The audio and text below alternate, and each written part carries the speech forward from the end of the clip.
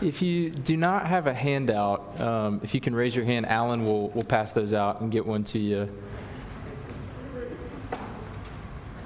We're going to continue our class going through and looking at different prayers in the Bible, understanding how these prayers can be leveraged as blueprints and templates for us.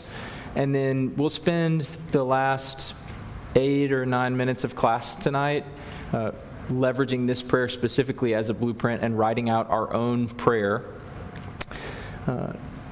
wanting to mimic the prayers of Jesus that we look at here. So Michael implemented this really well last week, and I think that just will ensure that we have enough time. So at 7:37, 7:38, we're just going to stop the questions and comments. If I'm talking, if anybody's talking, and then that way we just make sure that we have time to get to this exercise together. I think it's really important. As we study tonight, we're learning a different thing about God through every prayer. The characteristic about God that we will consider this evening is that God is a God who upholds us in trials and in temptations. So Jesus prays for Peter. We read about in the Gospel of Luke when he knows that there's this impending temptation for Peter, and Jesus specifically prays for him. And then similarly, he prays for his disciples and for all followers of him who will eventually be going through trials and temptations. But specifically, what we're looking at tonight is Jesus when he prayed for his own trials and temptations. So tonight's class is a little bit different in the sense that it's the first prayer that we're looking at of Jesus specifically. So of God to God, what does that look like? What are some of the takeaways and implications? He urges in this prayer that we'll examine tonight, Peter and James and John to do the same in praying for Jesus in light of the trial that he was going to face at the end of his life.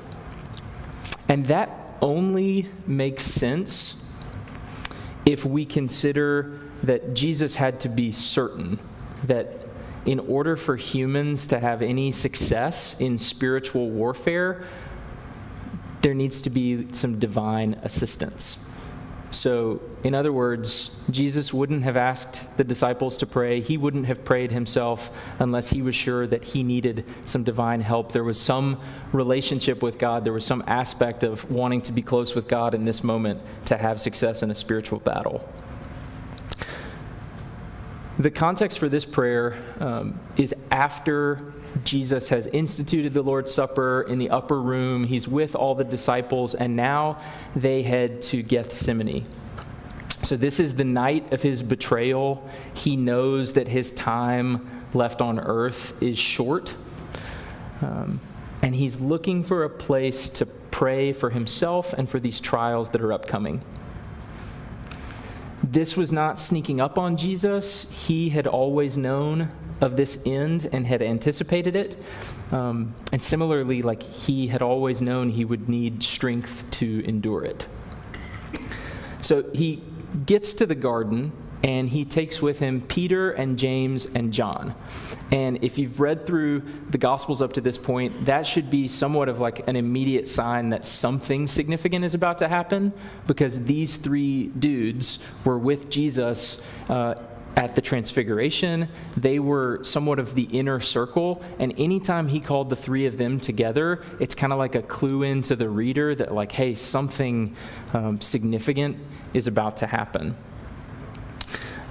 It's also significant because these 3 had also boasted of their readiness to share in Jesus' own fate. So if you turn quickly to Matthew chapter 20.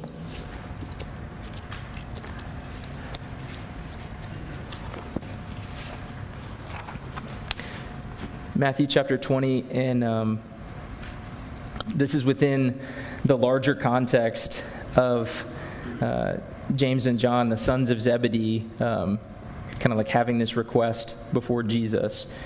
And reading in verse 22, Jesus answers them, "You do not know what you're asking. Are you able to drink the cup that I am to drink?" Because they had asked for one to sit at the right hand and one at your left. So for these positions of prominence. And they respond, we are able, in verse 22. Or in other words, like, Jesus, whatever you're going to go through, like James and John here say, like, we are ready to go through it with you. And then if you skip over to chapter 26 in Matthew, we read around verse 30 where Jesus is foretelling Peter's denial of him. And in verse 33, Peter answers him and says, though they all fall away because of you, I will never fall away. And Jesus tells him, truly, I tell you, this very night before the rooster crows, you'll deny me 3 times. And Peter comes through with this, even if I must die with you, I will not deny you. And all the disciples said the same. So these 3 guys have all made claims of, like, Jesus, I will go with you through anything, right? Like, we are your inner circle and we're locked and loaded. We're ready. Whatever is coming, we're ready.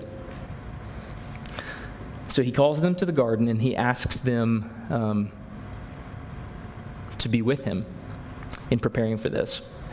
There's an element of this that, in addition to, like, seeking their prayers, Jesus may have just even wanted to have their companionship in this moment. He knows that he's about to be betrayed, he's about to have to undergo the cross, and having this moment alone with your friends before a big trial like that is certainly a possible motivation. In that, if we read in Matthew 26, just staying in that same chapter, the verses 36 and 37. Then Jesus went with them to a place called Gethsemane, and he said to his disciples, sit here while I go over there and pray. And taking with him Peter and the 2 sons of Zebedee, he began to be sorrowful and troubled. Verse 38, then he said to them, my soul is very sorrowful, even to death.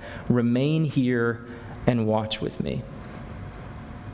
So Jesus is very sorrowful, even to death. He tells them this like he's peeling the curtain back to his heart and his deepest emotions. So these same disciples who have said, like, I will be with you, I will never forsake you, I'm ready to go with you to the death, he's letting them know, I am so troubled and hurting in this moment. You would think that would be like the most compelling thing that he could possibly tell them, so that when he asks them to stay and watch and pray, they would be ready. Like, I don't know what else he could have possibly told them in this moment to get them more ready to stay and watch and pray. So are we good on the context of this? Jesus, night of his betrayal, he's here, he's given the disciples these instructions, he's walking into this eyes wide open, and he's sorrowful even to death. So these 4, Jesus, James, John, and Peter, are now like kind of off in a separate part of the garden from the other 8 disciples that are remaining. Judas is off gathering the mob to come and betray Jesus. Let's go ahead and read these prayers in our section for tonight. Starting in verse 39 of Matthew 26. And going a little farther, he fell on his face and prayed, saying, my Father, if it be possible, let this cup pass from me. Nevertheless, not as I will, but as you will. And he came to the disciples and found them sleeping. And he said to Peter, so, could you not watch with me 1 hour? Watch and pray that you may not enter into temptation. The spirit indeed is willing, but the flesh is weak. Again, for the second time, he went away and prayed, my Father, if this cannot pass unless I drink it, your will be done. And again he came and found them sleeping, for their eyes were heavy. So leaving them again, he went away and prayed for the 3rd time, saying the same words again.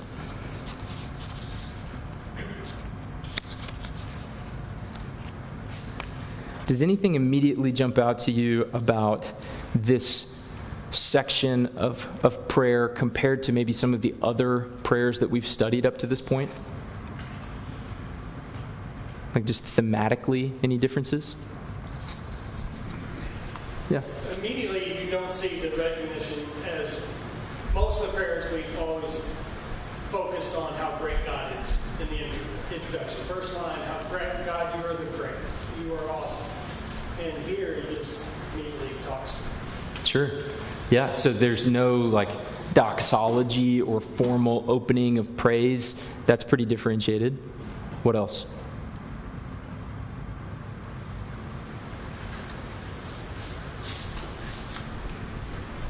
Michael was giving me the inchworm sign of that they're really short. Yeah, he was gone for an hour, but it took 10 seconds to say it. Yeah. So about that, do you think that that's all he said for an hour, and he just like repeated it for an hour, or is it possible that that's like the gist of what he was praying? It seems like he goes and he prays for an hour, and unless Jesus is just using like exorbitant exaggeration here, it feels like he's saying this is what I've been praying, right? This is the summary of that. But he's pouring his heart out to God. Interestingly enough, there's 3 little prayers in this section. We've been looking at prayers like individually. There's 3 just jammed into this little section, or at least 3 that are mentioned. But there's one other thing different about this prayer that we haven't considered with others. It's got more to do with like, I don't want to give too much of it away, but maybe some of the physical element of how Jesus is praying here. The thing I notice is in other prayers, it's always, we would love for you to do this for us, but it's very rare. If we can't change it, whatever you do is fine. So Jesus does make a request, but he submits it within God's will under a larger point. Yeah, Callie? He fell on his face. He fell on his face. That is a phrase that sometimes gets translated in like the old King James Bibles as prostrate, and we don't ever really use that word. I think it's helpful if you stop and really like consider that for a moment.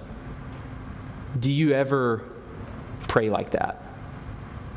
Do you ever like fully, physically, like maybe we get on our knees, do you ever fully get down physically on the ground and put your face in the dirt and pray?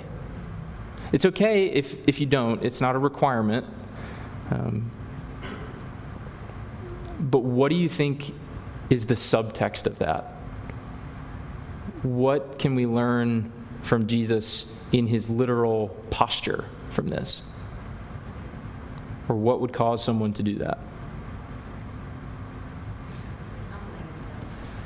He's God. He's humbling himself to God in heaven. Letting you know that I'm humbling myself before you. This is humbling myself. I think that like anytime you put your face to the ground like that, anytime you go down on your knees, it's a humbling gesture. It makes you, not feel like I'm all that. Because you're humbling yourself. You're literally laying on the ground, not putting your eyes up. Eyes are to the ground. And that's what we do. Yeah. I think Christy hit that perfectly, of the humility aspect of this. There is an element of submission associated with this. I think there's one more aspect as well. Wayne? Someone in extreme pain Yeah. cannot stand and may not even be able to bend over. And to keep, and he failed. This wasn't just he got home. He went down. And I think it is the burden of and the pain that he is having because he knows what's coming. And he knows it's unavoidable and that he's just going to come. I think it's pain. Yeah. I think it's twofold. Both of those points are totally correct. The burden and the heaviness and the pain that he would have felt speaks to the emotional anticipation that Jesus would have faced. This is something in all the Gospels that we only read about Jesus doing at this time. He prays to God a lot This is the only time he does that. It's also just like historically in a pretty different context than the traditional Jewish form of prayer, which was standing. So you see, like, there's an extra level of just, I can't even get in the normal spot. Like, I'm falling down. I'm overwhelmed and weighed down by this. And you can see that emotionally, Jesus, like, on some level, does not want to endure the cross. What he exactly is asking for here of let this cup pass from me isn't super clear. Is he asking not to have to die? More than anything, he is making it clear here in this moment that above everything else, he wants God's will to be done. And the question isn't whether or not he should, like, accept God's purposes. It's instead asking that whether the cup has to be and include the cross of, like, God, I'm willing to submit to you, and I'm going to do it. But, like, does it have to be this way? And you can see the tone of, like, it's going to hurt. And it's going to be really hard, and it's going to be really heavy. And I think it's natural to just have this moment of, is there any way? Like, I'm going to obey you, but does it have to be this way? Does it have to be one and the same? Or is there another way for the cup of God's wrath to be poured out? The other emotion here is maybe, like, tied into that, and it's his willingness to ultimately anticipate it and look forward to it and to go through with it. As deeply as Jesus desires not to endure the cross, he more deeply desires to do the Father's will. So I wrote this out because I was having a hard time, like, trying to frame it. Jesus' prayer explores the limits of God's will without ever seeking to break outside of them. In other words, like, what specific options are available within the general heading of your will? Does it have to be this? But either way, if it is this, I'm ready to go through with it. At its most basic level, the thing we take away from this prayer is not let this cup pass, but it's that your will be done. I think this is really intriguing because this would actually appear to be the moment where, like, the battle is fought and won. And so one of our takeaways, not to skip too far ahead, but spiritual battles are won on your knees. Jesus doesn't, like, physically drink the cup of God's wrath. He doesn't endure the cross in this moment, but this is where he makes the decision that he's going to do it. And once he has consented and submitted, there's nothing that's going to stop him from accomplishing God's purposes. And then just maybe another couple observations about the context or the contents of this, and then we'll draw some takeaways. Jesus, like, in between this first and second prayer, comes back and he finds the disciples asleep. If you're him, that probably feels, like, unbelievable. Where you're like, I'm over here in agony and pouring out my heart and soul, and I've just told you that, and then asked you to stay awake and to watch and to pray, and I come back and you're asleep and you've taken your eye off the ball. What is the instruction that he gives to them in that interim?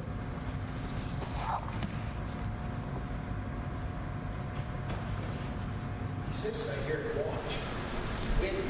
But is that what you're asking about, or is it later? No, sorry, that's a good question to clarify. When Jesus comes back and he finds them asleep, what does he tell them? Watch and pray that you won't enter into temptation, which I think is interesting because he doesn't say, like, watch and pray and stay awake because I need you to physically have your eyes open right now.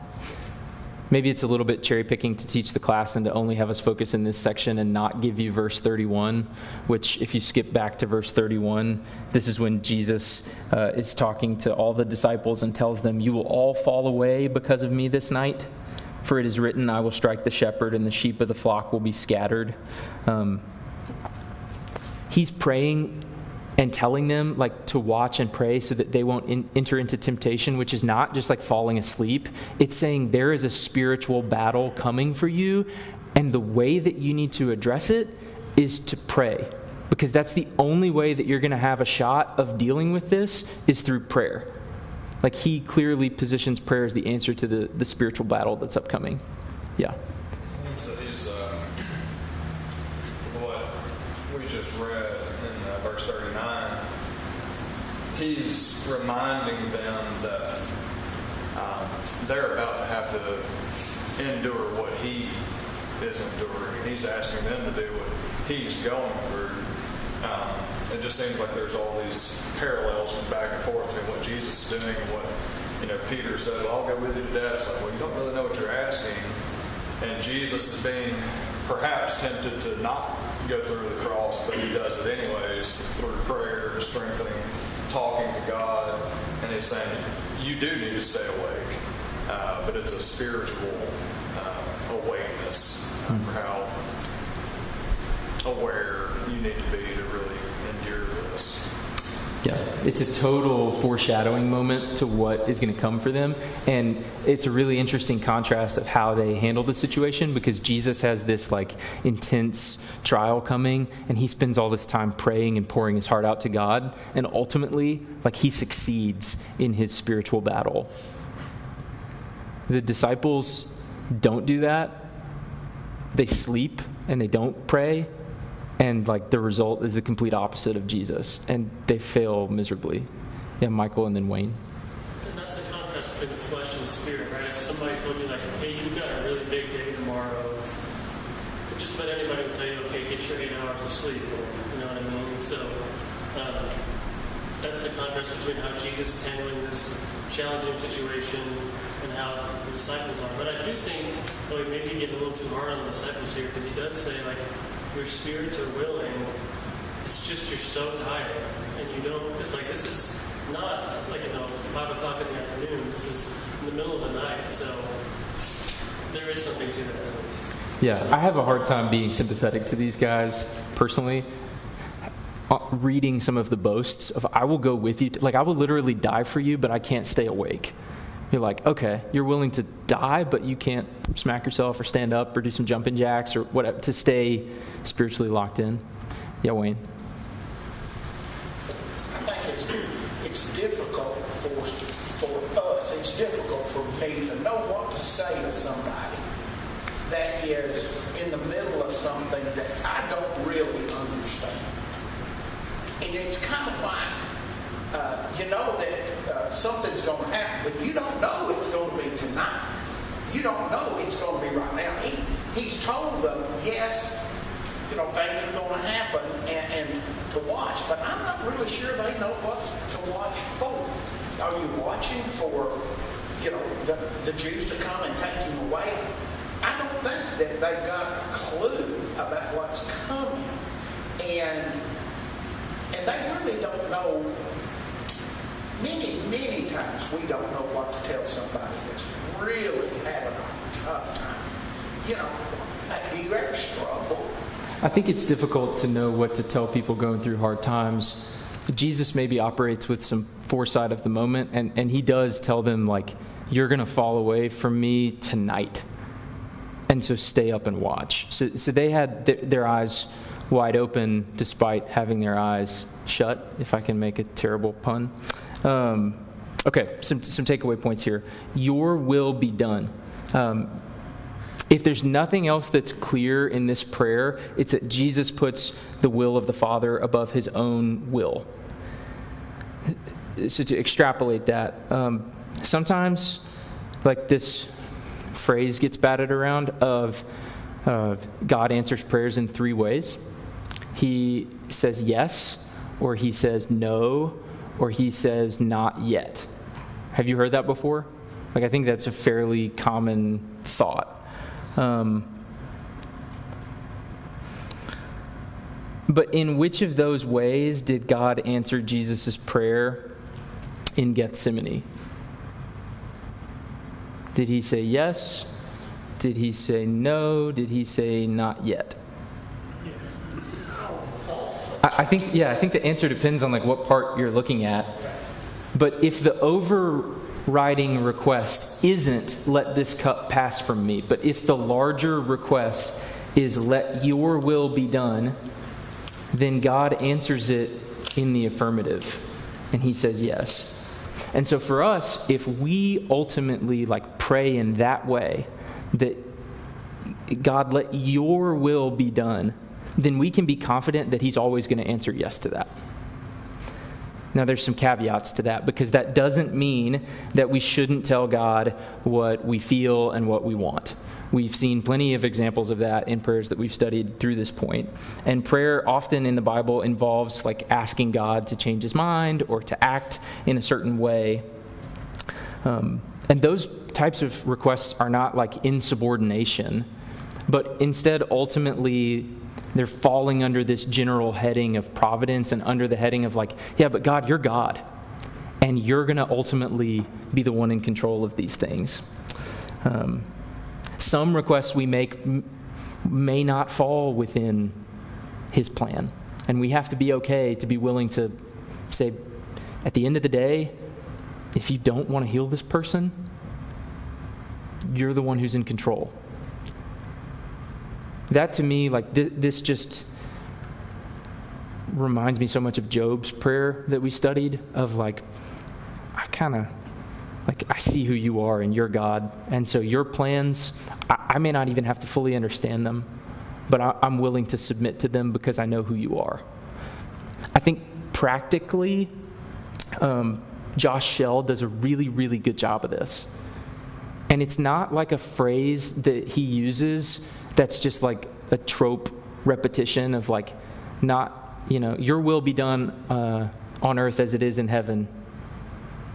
He says that like intentionally. He's not saying that with anything other than a sincere heart. And you can hear it in his tone, and you can hear it how he does it. And I think that that's a helpful reminder as we open requests up to God, that like that's the context for how we should ask things. Yeah, John. We've already touched on the fact that he was praying for, at least in one of these instances, an hour, and there was probably several hours. So I think looking at what is conveyed in these prayers, you can easily and readily extrapolate out what he would have been praying for in that thy will be done. Would not have just been thy will be done, but give me strength to go through this thing. So God did answer his prayer. God did provide him strength that got him through the next 14, 16 hours. So it wasn't like a no, or it wasn't like a yes, my will is going to be done. But what else did he ask for? It would not have just been, your will be done, and that's it. It would have been, please help me get through this. Because we see that example over and over and over again. So I think just like him quoting the first verse of Psalm 22 is not just the first verse of Psalm 22, it's the entirety of Psalm 22. It's the entire picture that goes along with that. Him saying, thy will be done, is also what he would have been asking to execute on. That's such a good point. Thank you for making that. Because it's not just like, hey, at the end of the day, let you be the one who overrides, but like, I know that your will is what's going to happen, and your will is what I want to happen. So like, change my heart and give me strength to align with that, so that whatever your will is, like, I'm ready to execute on it and I'm ready to do it. And I don't hold on to stuff that I shouldn't hold on to. And that's our next point, is this nebulous takeaway of a contrast of gardens. The other extreme approach of someone who did what Jesus did is for someone to do like what would be described as not your will be done, but my will be done. So Jesus is here in the Garden of Gethsemane, but there's another maybe contrast to the Garden of Eden, where they said, not your will, but mine. and I want to be the one who's in control, and I want to be the one who says, despite what you've said, I'm going to go ahead and act. And we see the results of that, which are like curses on mankind, and that ultimately like necessitates Jesus having to be in this position in the first place. Jesus's willingness to say, not my will, but yours, brings redemption, the breaking of those curses. So who do we want to be like? Like, you see the fruits of either of those attitudes. Yeah, John. I think we're looking at and talking all around the subject here that Jesus knew what was going to happen. And he had what I think summarizes it as a respect for God's will. That respect for what God wanted is what's important. And I think these three things he's going through is teaching us a lesson that we may want a lot of things, but it's not according to God's will. We didn't go get it. And then we should think about, yes, you have the right to ask God for things, but he has the right to say no. And he may have plans that we don't fully understand. Right. And so as we think about that, maybe like put a pin in that to come back to it at our prayer exercise in like 5 minutes. I just wrote down that we would align our hearts to yours so that your will and our will are one. That maybe feels like something Jesus would have been saying in that moment, and that's something we can incorporate. I didn't mean to cut you off. Did you have a point, Louis? I find it interesting because I struggle with prayer sometimes because I too feel like, I pray and he already knows what our needs are, what our desires are.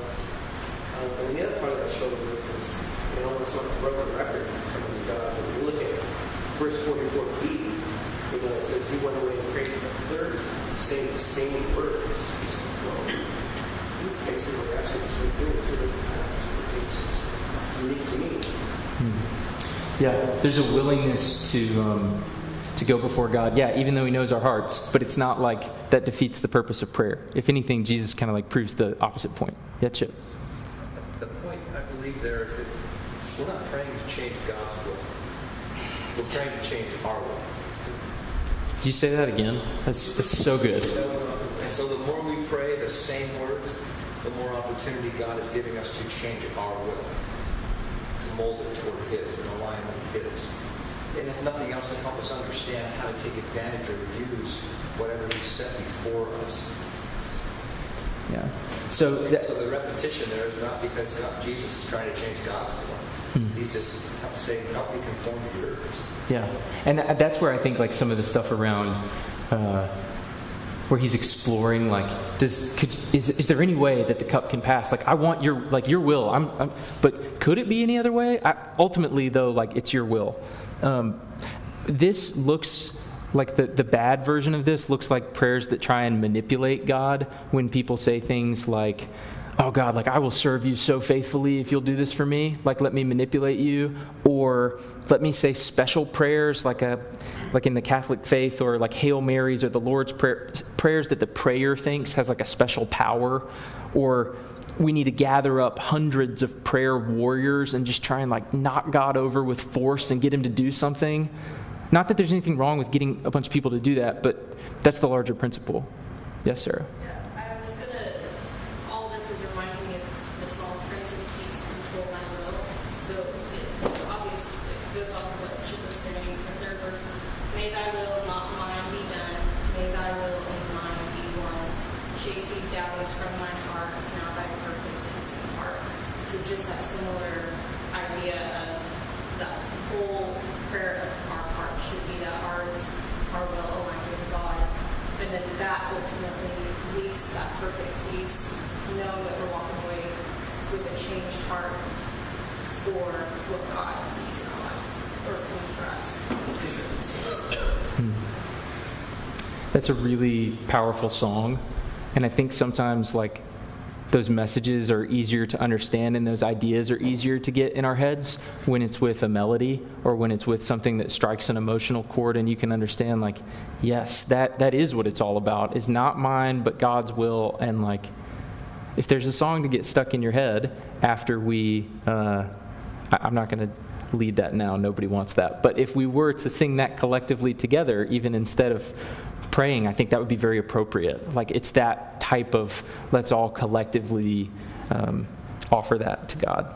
Our last point, just to make sure we hit this, is that spiritual battles are won on your knees.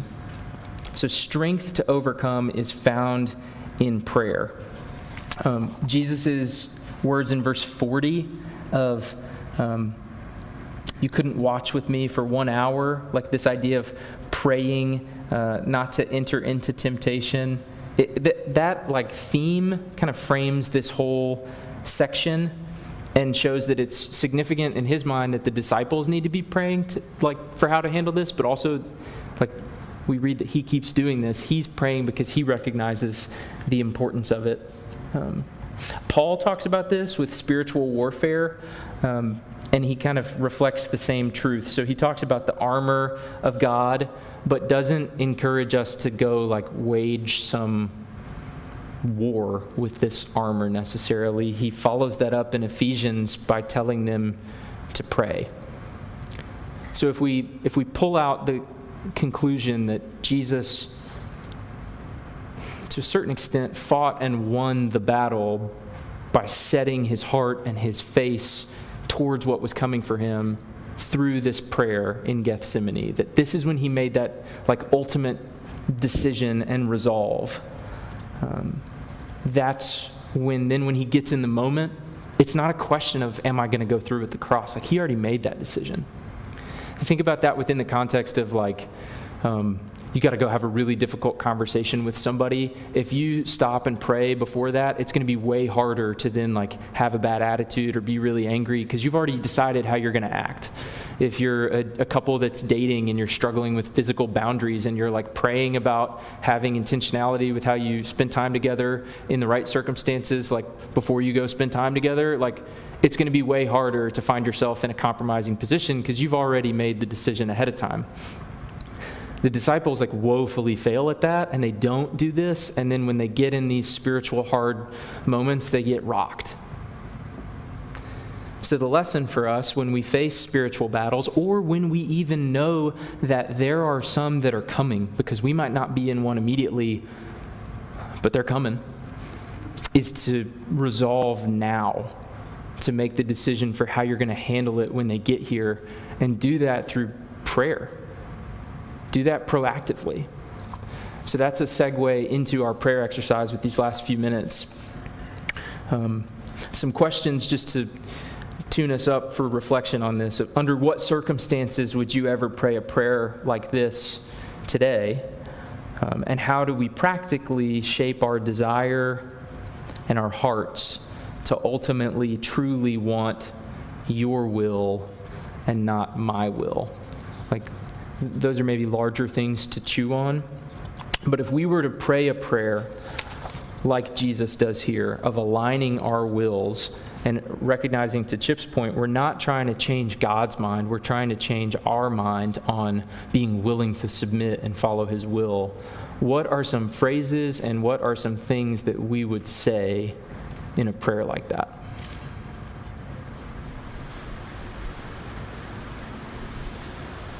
I think it would make sense to start the prayer just like Jesus did, addressing God as Father. Last time we talked about the sovereign Lord, the way that different prayers address God in the opening. But in Matthew 5, Jesus encourages us to talk about God as Father. And in this specific prayer, that would be kind of the way that we would hope to be approaching our fathers. I'm bringing this to you as someone who I know genuinely cares about what is actually best for me and knows what that is. So before we continue, this is the context of the relationship that I'm approaching this prayer from. You are the loving Father who knows. That's really good. Yeah, Chip? I would pray not to be selfish, because I think that when we pray, often we're hoping we will change God's mind. And that maybe if we were selfless, our prayer would be more about what Jesus says here, not my will, but yours be done. Help me to see or understand what you want me to do here. Not to be selfish, but the outcome I want. Help me see. Sign into exactly what David Lee says, because you know what's best for me. Or I was thinking when you said what kind of a position, what kind of situation would you pray a prayer like this?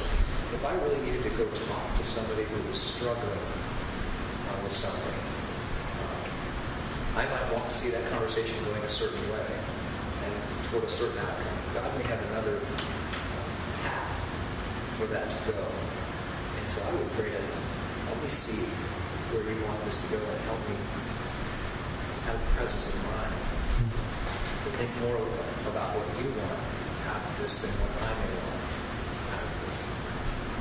Help me to see your will so I can understand it and do it and live it. Christy? I mean, the same page as Chip is, help me to accept it, because I want to see it. I want to have your will be done. But when it doesn't go my way, help me to accept it, because if I don't accept it, I'm not saying that I want your will to have to be your will, to be done. If I can accept it, knowing that it's not what I wanted, it's what you wanted, I need to be able to accept that. And when you don't accept it, you're rebelling against God, because it was His will, or it wouldn't have happened. Yeah, it's not going to do us much good to dwell on that, the frustrations against His will. Yeah, Cheryl. I think that sometimes I pray that God will bring peace to our country, because there is so much going on that's so hurtful and so difficult, right? But yet God has His purposes. He has His reasons for letting things go as far as they're going, as far as they go sometimes. So I think you have to just accept God's will, that what His decision is stands. You know that it's His will, and His will is always best. Can you see some of like Job's own language wrapping into our own prayers along those lines of you and your ways are higher than mine, and I see you now more clearly. I see your will now more clearly, and as a result of that, I'm in awe, and that's what I want to happen. Yeah, Michael, and then I think that may be it, but we'll see if we can. I was just going to say something along the lines of like involve me in your will, like use me as a vessel, not just let me see your will, but let me be a part of it and be an active participant in making your will happen. That's great. Yeah, Karen, and that'll be our last one. Along the same lines, especially recently, but praying that God, and I've done this a lot over the last 2 weeks, fill me with even a portion of your strength and comfort and love so that I can keep doing your will and do what you are wanting me to do. Okay. I've jotted down a lot of snippets and probably bad misquotes of your guys' excellent comments. Let's pray this together, and then I would encourage you all to continue to use these handouts and these week-long periods between these classes to continue to write these prayers and think these prayers and pray these prayers.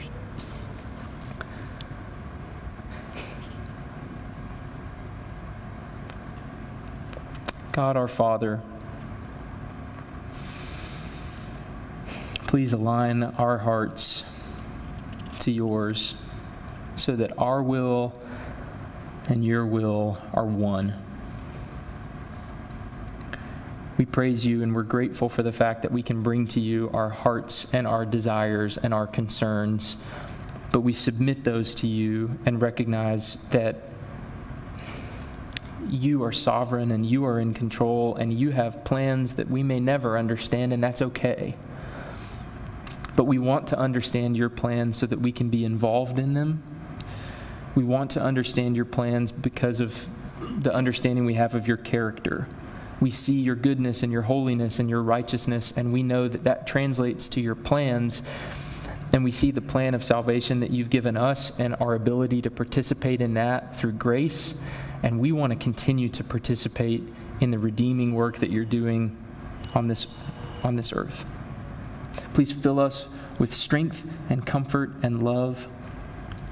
Help us not to be selfish, but to see your will and to understand it and do it and live it, and ultimately accept it, and be left with perfect peace.